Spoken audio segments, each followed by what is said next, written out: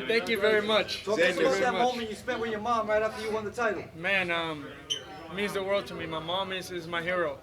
She made it happen. All this is because of her. She never quit on me. She always told me that I was going to be a world champion.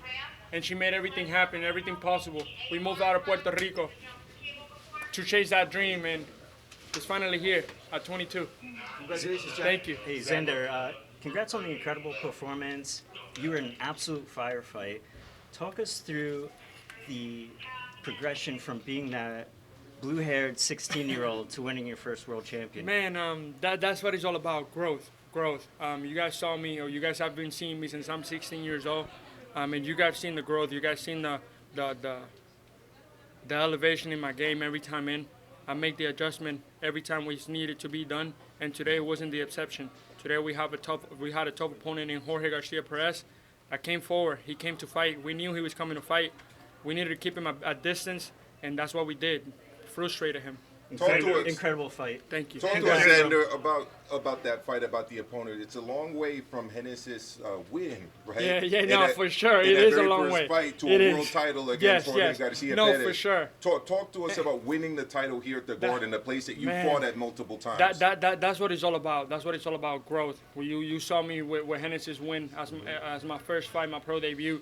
Now fighting the number 2 guy in the division for the WBO. So obviously, it means the world to me being here at MSG and winning it here at MSG. This is my 8th time. I'm undefeated here.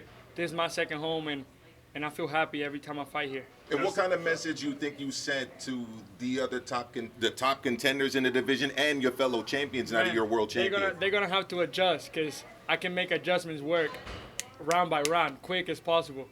Xander, you looked like you were starting to hurt him in the 7th round. You were in control, and then he came on a little bit in 9 and 10.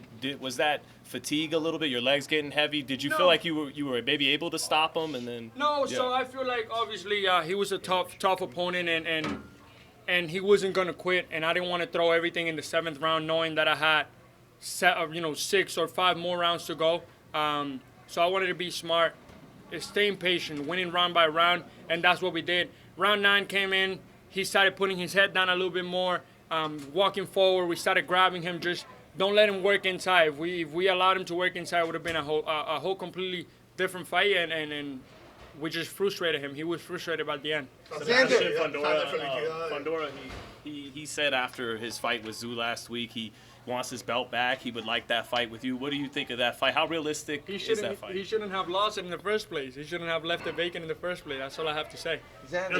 He know where to contact us. Xander, talk about the crowd there for the theater, because the sound was deafening there when you came out, and then round by round when they were cheering for you with those power shots. Man, to be honest, going into the ring, it was a blur.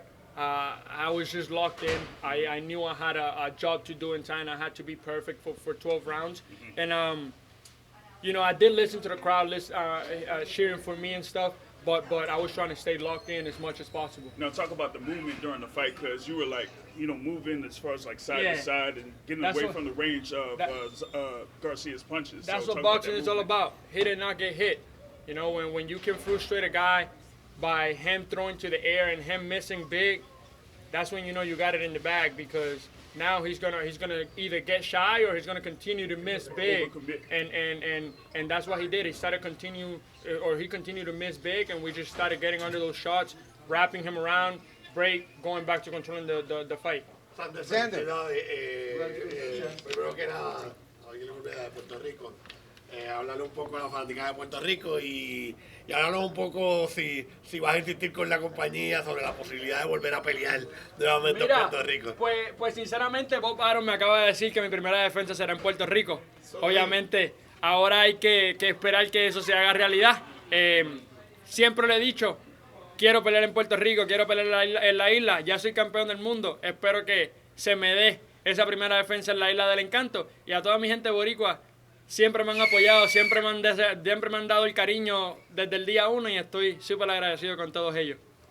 And who would you like to fight if you had the choice in that homecoming matchup, Xander, in Puerto Rico? Whoever. I heard Backroom is looking for an opponent. Sebastian Fundora, I heard, won his belt back. So anybody in the division can get it now. It's like I told you, there's no running now. I'm a world champion, and I have what they want. And your opponent tonight, very tricky style, awkward, punches coming Really from all kind awkward. of angles. Yes. How do you, in addition to dealing with the awkwardness, how do you rate his power, and what have you learned from this win tonight, winning the title? He had a little bit of pop. He had a little bit of pop for sure. He was awkward with his punches, so I needed to be alert and seeing every punch on what angle was coming, because sometimes he was coming from down low and then from the top, so I needed to be alert and see those punches coming. But I think my defense today, I took some punishment, but overall I was pretty sharp with it. Xander, How would you rate your performance tonight? I haven't, I got to go back and see it. The team is happy. We made the adjustments, hopefully. And again, it's always about improvement and getting better. So I know there's things to be done and things we need to work on. But overall, I think I give it a B+. Xander, now that you're a world champion, are you the face of Puerto Rican boxing? That's not up to me. That's never up to me. That's up to the fans. I got to continue to do my job. I will continue to win. I will continue to work hard, stay focused, and keep bringing glory to Puerto Rico. Xander, this is a question for you and Coach, too. You're a champion at 22 now. How much better do you think you're going to get in these next couple years as a champion now? Man, Coach could tell you. Coach could be... Well, like you said, he is young, and I feel like once guys become a champion, they get it, certain percentage better. So I'm expecting that, one, increase in power. He's growing. He's growing into that man body. So it's gonna Some be of these different. guys they just could take a punch. Some of these guys, I'm hitting them and they're like, keep walking. I'm like, man, just go down. But no, overall, yes, I feel like I will continue to improve. I will continue to get better. Like Coach said, my power is going to continue to get better. My technique will continue to get better. And I want to congratulate Coach because I'm his first world champion from the ground up. He had world champions before, but I'm the first one from the ground up. He built me. He made me to the man, the boxer that I am today. So I want to congratulate Coach for that. Let's go. Hey, Xander, now you talk about, having a fight over in Puerto Rico, and you say your hero is Miguel Cotto. Now, Cotto has had, multiple fights in the Big Garden.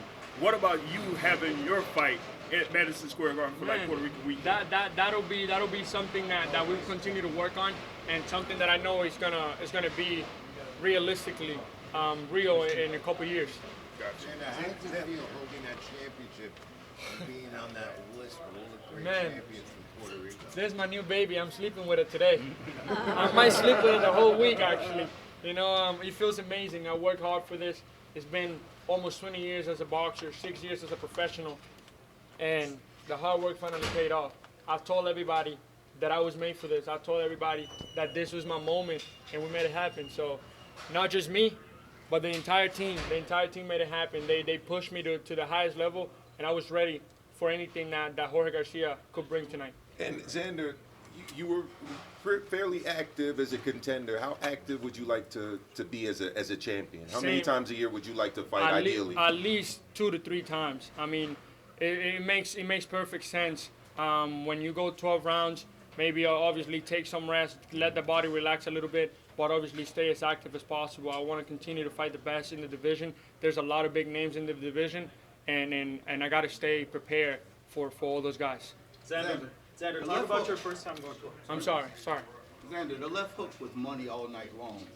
Was that part of the game plan, or was that in-ring adjustment? No, so it was part of the game plan coming in because I knew every time he threw that left hand, his right hand would come down. So I knew the hook was there. I was trying to feint it with a jab down to come up, kind of like Floyd set up Diego Corrales in that fight. I actually saw that fight before coming in, knowing that that's how I needed to be. I needed to be sharp. I needed to be fast, explosive, and that's the fight that I kind of relived going into this one. Obviously, we made the adjustment in the ring, and but we knew that left hand or that right hand was dropping every time he came in. At the beginning of the year, Xander, there was talk of Vergil Ortiz, and the fight didn't happen. Mm-hmm. Now that you're a champion, do you see that fight happening in the year? I mean, I hope so. I say yes. Like I always say, I say yes. So I hope that all those big fights happen. There's no more running for me. I'm a world champion. I have what they want. So yes. Xander, talk about your first time going into championship rounds. First 12-round fight. How was your conditioning? Man, my conditioning was good. I was feeling obviously I'm fresh going into the rounds. My legs were good. The corner continued to tell me, stay smart, stay sharp. Let's box this guy. We only have 6 minutes left to become our world champion. And we didn't need to do anything stupid. We didn't need to go into a brawl with him at the end of the rounds, because at that point we were ahead by a lot. We not coming into the 11th round, we knew we were ahead. So it was a matter of boxing my way to victory, knowing that I needed to be smart. All right, guys, one final question, please. All right, guys. I love you. Love you guys. Oh, yeah, I got shy, man. One final question. All right, I got a question for myself. What are you going to do? I better go eat some pizza, man.